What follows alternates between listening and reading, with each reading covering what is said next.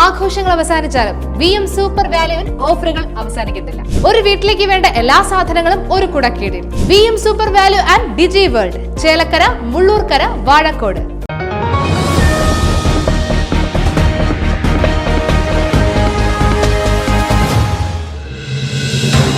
കാട്ടാന വിഷയത്തിൽ LDF UDF എന്ന കുറ്റപ്പെടുത്തലല്ല, കൂട്ടായ പ്രവർത്തനമാണ് വേണ്ടതെന്ന് UR പ്രദീപ് MLA. നമുക്ക് കൂട്ടായ ഒരു ഇടപെടൽ നടത്തി ഇതിനെങ്ങനെ ഈ തടയാനുള്ള മാർഗങ്ങൾ നോക്കുക എന്ന് മാത്രമേ ഇപ്പോൾ നമുക്ക് ചെയ്യുള്ളൂ. ഇവിടെ ഇപ്പം ഗവൺമെൻറ് മാറി, ഇനി ആ ഗവൺമെൻറ് കഴിവുകേടാണെന്ന് നമുക്ക് അങ്ങനെ ഒരിക്കലും പറയാൻ കഴിയില്ല.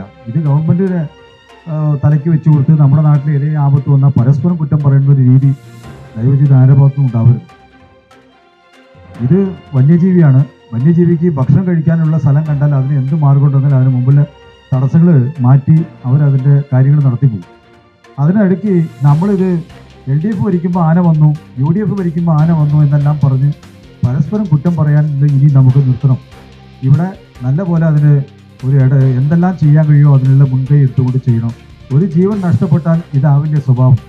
വയനാടെല്ലാം കണ്ട കാഴ്ച നമുക്ക് ഇതുവരെ നമ്മുടെ ചേലക്കരയിൽ ഒരു ജീവൻ അപകടത്തിൽ പെട്ടിട്ടില്ല. പെടാതിരിക്കാൻ വേണ്ടിയിട്ടാണ് ഇത്രയും നമ്മൾ പാടുപെടുന്നത്.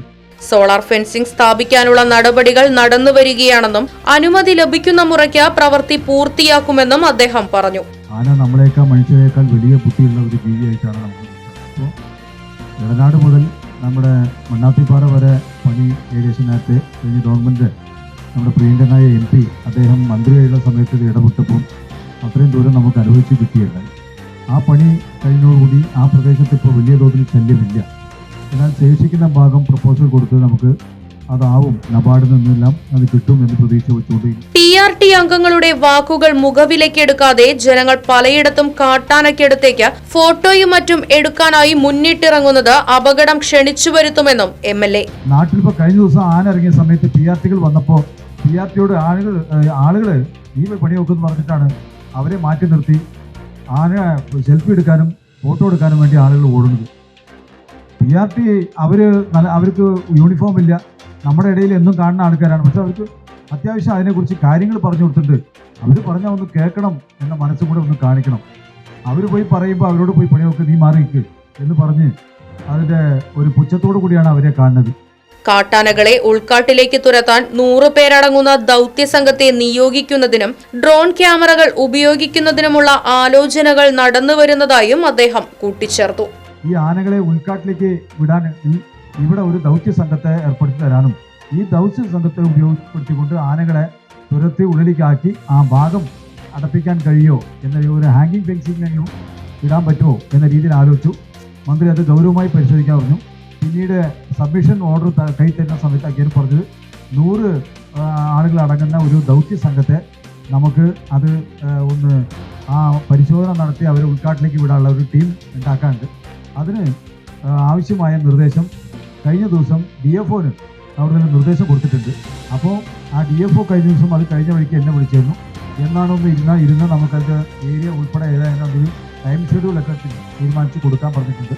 അതനുസരിച്ച് നമുക്ക് ഒന്ന് ഇരിക്കണം എന്ന് പറഞ്ഞിട്ട് അപ്പോൾ ബന്ധപ്പെട്ട പഞ്ചായത്തിലെ അധ്യക്ഷന്മാരെല്ലാം വിളിച്ചു കൂട്ടി നമുക്ക് ഒരു ദിവസം ഇരിക്കാമെന്ന് പറഞ്ഞിട്ടുണ്ട്. അപ്പോൾ അവരുടെ കൂടെ സഹായത്തോടു കൂടി നമ്മുടെ ഈ 4 പഞ്ചായത്ത് പഴയന്നൂർ മുതൽ മുള്ളൂർക്കര വരെ വരുന്ന പഞ്ചായത്തുകളിലെ അധ്യക്ഷന്മാരെ വെച്ചുകൊണ്ട് ഫോറസ്റ്റ് ഉദ്യോഗസ്ഥന്മാരും കൂടെ വെച്ചുകൊണ്ട് ഇരുന്ന് നമുക്ക് ഈ ദൗത്യ സംഘത്തിനുള്ള ആവശ്യമായ പിന്തുണ നമുക്ക് ഏത് രീതിയിലെല്ലാം പഞ്ചായത്തുകൾ ചെയ്യാൻ കഴിയും എന്നെല്ലാം ആലോചിച്ചിട്ട് അതിനു മുമ്പ് നമ്മുടെ വാഹനം കൈമാറുന്ന അന്ന് തന്നെ നമ്മുടെ ഈ പറഞ്ഞ പഞ്ചായത്ത് അധ്യക്ഷന്മാരെ വെച്ച് എളനാട് ഫോറസ്റ്റ് സ്റ്റേഷനിൽ വെച്ചിട്ട് ഒരു യോഗം വിളിച്ചു കൂട്ടുണ്ടായി.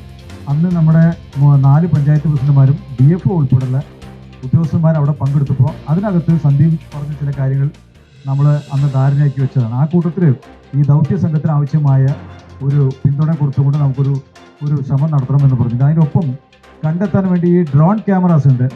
ആനകൾ ഇത് മുകളിൽ പരത്തിയാൽ ഏത് ഭാഗത്തൊക്കെയാണ് ഇത് സഞ്ചരിക്കുന്നത് എന്ന് അറിയാൻ കഴിയും. അപ്പോൾ അതിനനുസരിച്ച് അപ്പോൾ ഇനി അവരെടുത്ത് അത് ഫോറസ്റ്റിൻ്റെ അടുത്തുണ്ട്.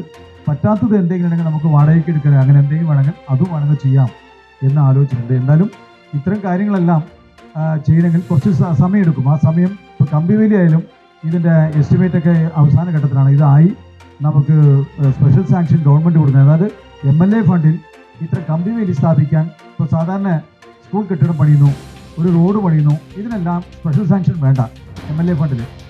ഇതിങ്ങനെ മുൻകാലങ്ങളിൽ പറയാത്ത കാര്യങ്ങളിൽ പുതുതായി എന്തെങ്കിലും MLA ഫണ്ടിൽ ചെയ്യുകയാണെങ്കിൽ അതിന് സർക്കാരിൻ്റെ പ്രത്യേക അനുമതി വാങ്ങിക്കണം. ആ പ്രത്യേക അനുമതിക്ക് വേണ്ടിയും നമ്മൾ കൊടുത്തിട്ടുണ്ട്.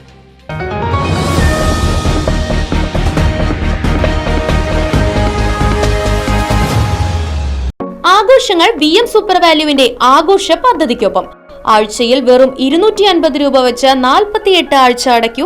ആനുകൂല്യ ബോണസ് 1000 രൂപ ചേർത്ത 13000 രൂപയ്ക്ക് ഓണത്തിന് പർച്ചേസ് ചെയ്യൂ. കൂടാതെ വിഷു, പെരുന്നാൾ, ഈസ്റ്റർ, മറ്റ് നാട്ടുത്സവങ്ങൾക്കും ക്രെഡിറ്റായി പർച്ചേസ് ചെയ്യുവാനുള്ള അവസരവും. ഒപ്പം 10000 രൂപ വരെ ലാഭം ലഭിക്കാവുന്ന പ്ലാറ്റിനം കാർഡിന്റെയും 5000 രൂപ വരെ ലാഭം ലഭിക്കാവുന്ന ഗോൾഡൻ കാർഡിന്റെയും പ്രത്യേക പദ്ധതിയും ഒരുക്കിയിരിക്കുന്നു. കൂടുതൽ വിവരങ്ങൾക്ക് ഇന്ന് തന്നെ VM സൂപ്പർ വാല്യൂ സന്ദർശിക്കൂ. ഫോൺ 9447670162.